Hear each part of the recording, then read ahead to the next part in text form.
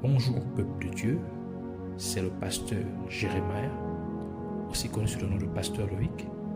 Nous voulons écouter la parole de Dieu pour la semaine, mais avant tout, nous voulons commencer par une parole de prière. Alors en signe de révérence à notre Père Céleste, à notre Dieu, baissons nos têtes et prions ensemble.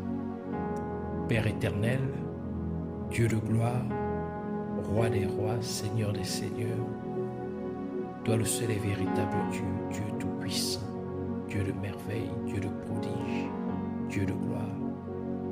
Sois élevé, sois magnifié, sois exalté, sois adoré, sois loué à jamais, au nom de Jésus-Christ. Merci pour ces moments. Merci de nous avoir encore amenés dans ta présence. Merci Seigneur pour tout ce que tu as prévu pour nous en ces moments. Nous venons recommander l'air, l'atmosphère, tout autour de nous et en nous, en tes mains. Nous implorons aussi ta compassion sur nos vies et que tu nous pardonnes pour tout ce que nous avons pu faire, dire, qui ne t'a pas honoré et glorifié, et que tu nous sanctifies par ton sang, corps, âme et esprit, et que tu purges notre conscience de toute œuvre morte, de toute vanité, de toute malsaine, afin que nous venions te servir comme je dois. Nous libérons complètement l'air, l'atmosphère, tout autour de nous, toute interférence maléfique et démoniaque. Nous levons contre tout ce qui nous glorifie pour le nom de Jésus, tout ce qui s'élève contre la connaissance de la vérité, que cela soit lié et renvoyé dans les gouffres de l'enfer au nom de Jésus-Christ. Et nous proclamons que Jésus-Christ est Seigneur à la gloire de Dieu le Père. Au nom de Jésus, nous avons ainsi prié. Amen.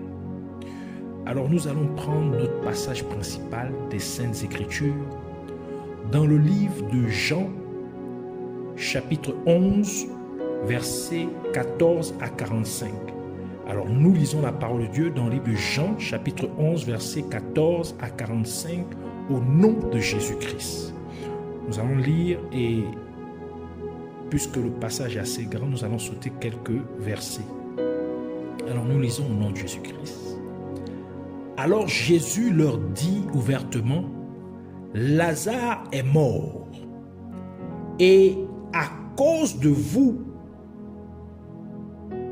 afin que vous croyiez, je me réjouis de ce que je n'étais pas là. Mais allons vers lui. Verset 17. Jésus étant arrivé trouva que Lazare était déjà depuis 4 jours dans le sépulcre. Verset 21. Marthe dit à Jésus, Seigneur, si tu eusses été ici, mon frère ne serait pas mort. Mais maintenant, même je sais que tout ce que tu demanderas à Dieu, Dieu te l'accordera. Jésus lui dit, ton frère ressuscitera. Je sais, lui répondit Marthe, qu'il ressuscitera à la résurrection au dernier jour. Jésus lui dit, je suis la résurrection et la vie. Celui qui croit en moi vivra, quand même il serait mort, et quiconque vit et croit en moi ne mourra jamais. Crois-tu cela? Elle lui dit, oh oui Seigneur, je crois que tu es le Christ, le Fils de Dieu qui devait venir dans le monde. Verset 32.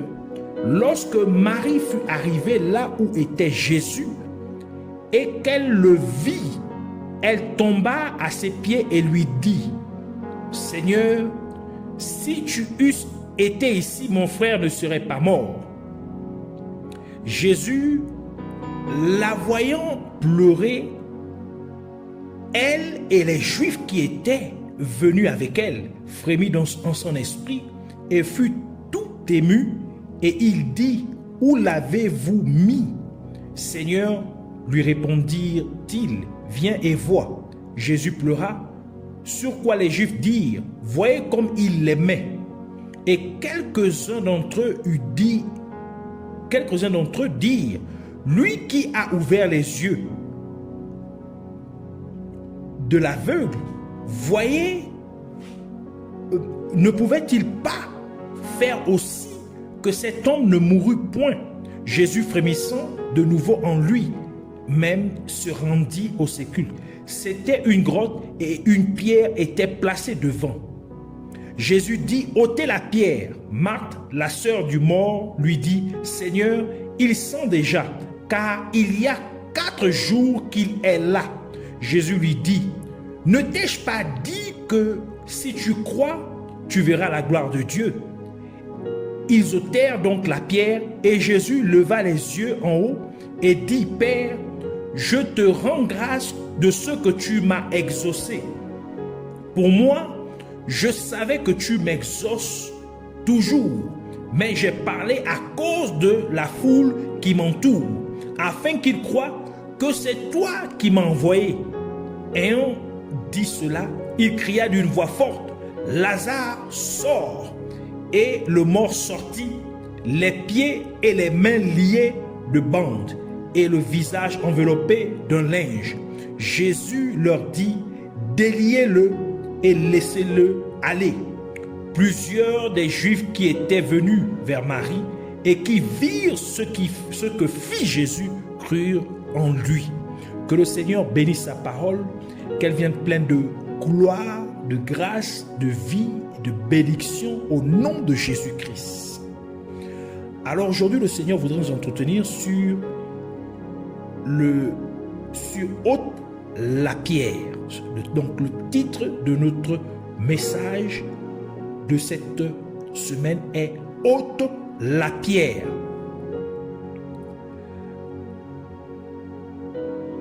En tant que croyants, nous avons une certaine mesure de foi que Dieu nous a donnée, tel que l'atteste le livre de Romains, Romains chapitre 12, verset 13, qui dit, « Par la grâce qui m'a été donnée, je dis à chacun de vous de n'avoir pas de lui-même une trop haute opinion, mais de revêtir des sentiments modestes, selon la mesure de foi que Dieu a départie à chacun. » Et c'est la responsabilité de chaque croyant d'augmenter son niveau de foi. Car Dieu ne s'attend pas à ce que notre foi reste au même niveau. Et c'est l'une des principales raisons pour lesquelles Jésus-Christ réprimandait régulièrement ses disciples à propos du fait qu'ils avaient peu de foi. Car Jésus s'attendait à ce que leur foi grandisse et ne reste pas petite. Matthieu chapitre 8 verset 26, Jésus dit, il leur dit, pourquoi avez-vous peur, gens de peu de foi? Alors il se leva, menaça les vents et la mer, et il y eut un grand calme. Matthieu chapitre 14 verset 31 ajoute pour dire, aussitôt Jésus étendit la main, le saisit et lui dit, homme de peu de foi, pourquoi as-tu douté? Matthieu chapitre 16 verset 8, Jésus l'ayant connu dit, pourquoi raisonnez-vous en vous-même, gens de peu de foi, sur ce que vous n'avez pas pris de pain? Aux yeux de Dieu, notre foi peut commencer très petite, mais devrait cependant se développer pour mûrir en une foi géante. Et c'est pourquoi Jésus-Christ a comparé notre foi à la graine de moutarde, c'est-à-dire une graine de sénévé, qui est la moindre de toutes les graines, mais devient la plus grande des plantes, car quand elle pousse, elle devient un arbre. Luc chapitre 17, verset 5 à 6, qui dit, les apôtres dirent au Seigneur, augmente-nous la foi.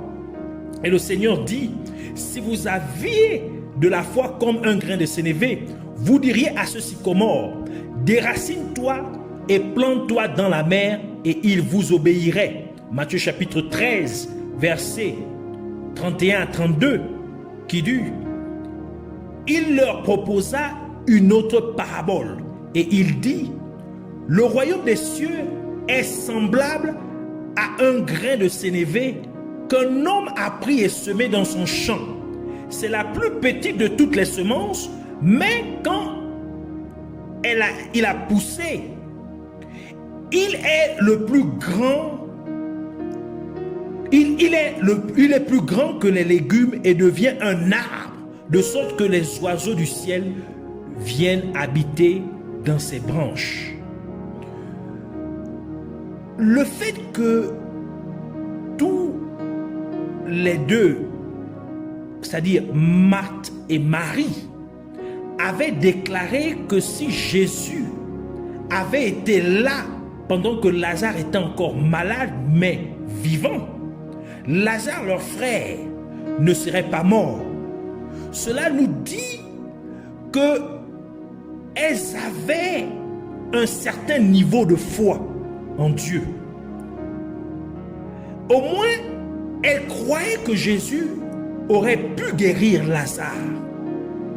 Marthe croyait même au salut et à la résurrection lorsque Dieu jugera tous les hommes à la fin du monde. Malgré le fait que Marthe et Marie croyaient en la capacité de Jésus de guérir et de sauver, leur foi n'était pas assez grande pour croire que Jésus était capable de ressusciter Lazare d'entre les morts, dû au fait que Lazare était déjà mort depuis 4 jours. Elles auraient pu croire, peut-être si Lazare serait mort quelques minutes avant l'arrivée de Jésus, ou peut-être si cela ne faisait qu'un seul jour que Lazare était décédé, mais pas 4 jours, car Lazare se décomposait déjà. En d'autres termes, il commençait à sentir mauvais.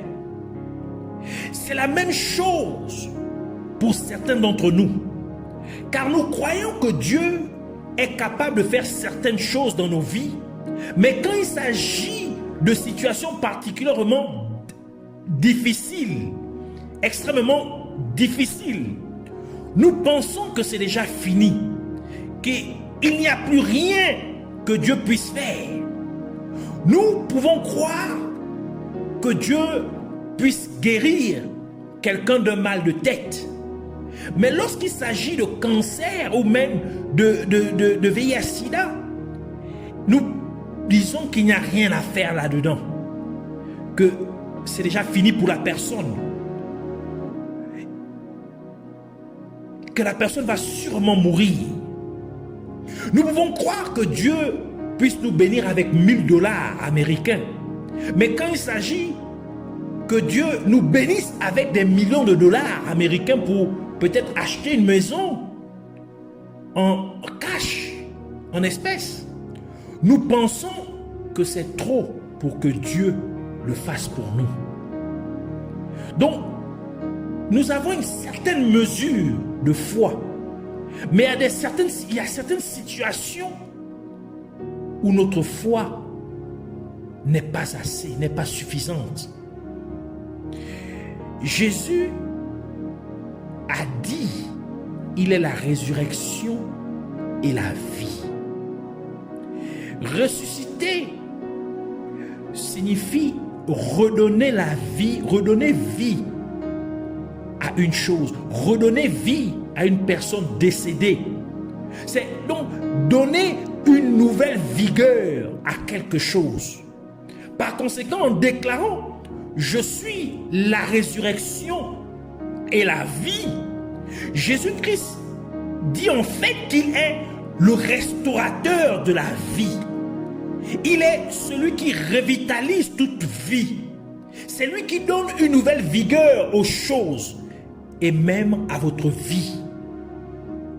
La vie, c'est la condition qui distingue les animaux et les plantes des matières inorganiques, c'est-à-dire des matières mortes, y compris la capacité de croissance. Car quand on a la vie, on peut croître. La capacité de reproduction, la capacité de fonctionner, parce que toutes ces choses sont possibles lorsqu'on a de la vie. Donc, c'est la condition qui distingue quelque chose de mort de vivant. Donc ça fait la vie, c'est la condition qui distingue entre la vie et la mort. Ainsi, en déclarant « Je suis la résurrection et la vie », Jésus-Christ dit en fait qu'il est celui qui a le dernier mot dans toute situation ou dans tout état de choses, et même dans votre vie. C'est lui qui décide si quelque chose est vraiment morte ou vivante. C'est pourquoi le livre d'Apocalypse chapitre 1 verset 17 à 18 dit: quand je le vis, je tombais à ses pieds comme mort.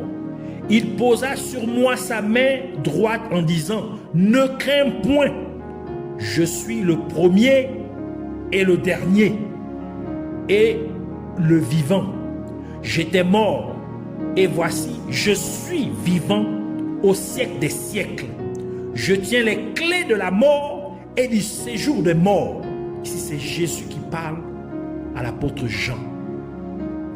Apocalypse chapitre 3, verset 7, qui ajoute pour dire: écrit à l'ange de l'église de Philadelphie, voici ce que dit le saint, le véritable, celui qui a les clés, qui a la clé de David, celui qui ouvre et personne ne fermera, celui qui ferme et personne n'ouvrira. Ici, c'est encore Jésus qui parle. Jésus-Christ demanda aux gens d'ôter la pierre qui bloquait l'entrée de la grotte, donc de la tombe où se trouvait Lazare, où était enterré Lazare, afin que Lazare puisse l'entendre correctement. En d'autres termes, Jésus-Christ vous demande d'ôter la pierre d'incrédulité qui se tient entre votre miracle et vous, qui se tient entre Dieu et vous. Car ce qui fait que Dieu ne répond pas à votre problème, à votre prière, c'est votre incrédulité ou votre manque de foi, votre doute.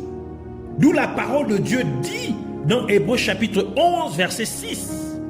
Or, sans la foi, il est impossible de lui être agréable, car il faut